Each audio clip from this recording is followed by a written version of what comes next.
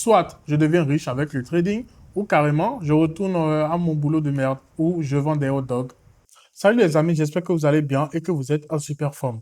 Alors, bienvenue dans cette nouvelle vidéo, toujours axée sur le trading. Alors, aujourd'hui, je vais répondre à une question qui m'a été écrite sur TikTok dans les commentaires. Alors, il dit, salut professeur Forest, je voudrais savoir, est-ce que pour se lancer dans le trading, j'ai besoin de faire de grandes études? Moi, je gère mes activités de gauche à droite et je n'ai pas suffisamment de moyens pour me lancer. Alors, beaucoup de gens me posent ces questions. Beaucoup de gens déjà me posent cette question depuis que j'ai commencé à enseigner le trading.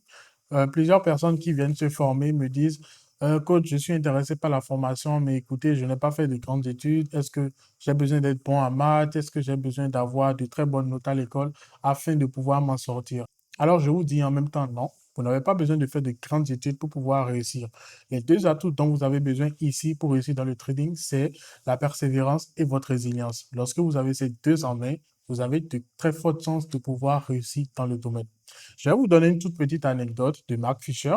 Mark Fisher, c'est qui? Mark Fisher, c'est un grand trader du pétrole. Pendant plusieurs années, il a été l'un des meilleurs traders du pétrole et qu'il a eu à travailler avec deux personnalités différentes. C'est-à-dire qu'il a pris deux personnes en formation, deux personnes qu'il a formées à devenir trader.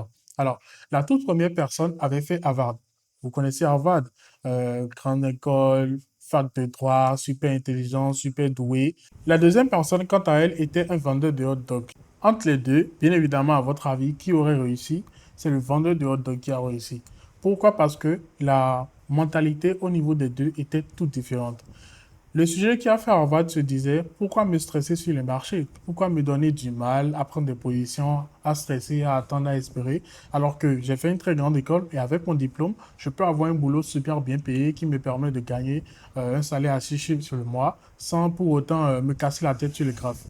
Par contre, le deuxième sujet qui est un vendeur de hot dog, à lui, en fait, il n'avait pas le choix. Vous voyez un peu, soit je deviens riche avec le trading, ou carrément, je retourne à mon boulot de merde où je vends des hot dogs.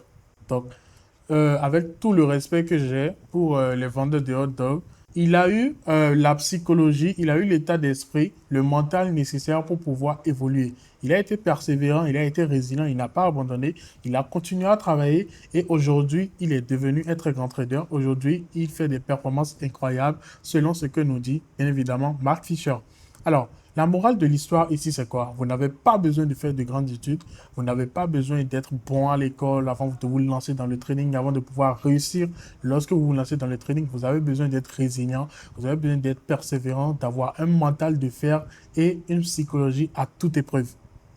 L'autre partie du commentaire qui disait qu'il n'avait pas encore assez de moyens pour pouvoir se lancer dans le trading. Déjà, je tiens à vous dire que peu importe le domaine d'activité, vous devez savoir qu'il n'y a que 5 à 10% de personnes qui réussissent. Alors, si vous vous lancez dans un domaine et que vous voyez que, voilà, au bout de 5 ans, au bout de 10 ans, ça ne marche pas, passez à autre chose. Passez tout simplement à autre chose.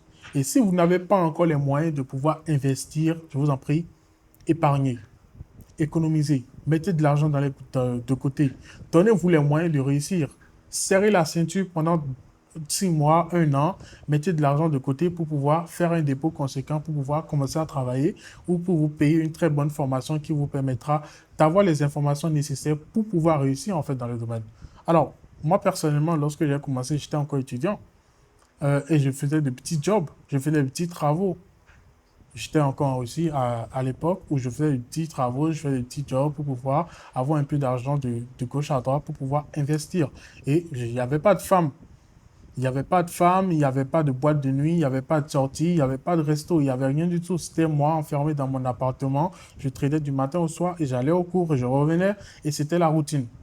Donc, le conseil que je peux vous donner ici par rapport à ces commentaires, c'est soyez résilient, soyez motivé, soyez persévérant. Et si vous n'avez pas encore d'argent pour investir, alors les amis, épargnez, mettez de l'argent de côté. Et une fois que vous serez prêt, vous vous lancez en bonne et due forme.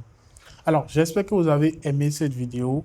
N'hésitez pas à me partager vos avis dans les commentaires. N'hésitez pas à liker la vidéo et surtout, ne partez pas sans vous abonner à la page. Et je vous dis à très bientôt pour de nouvelles vidéos.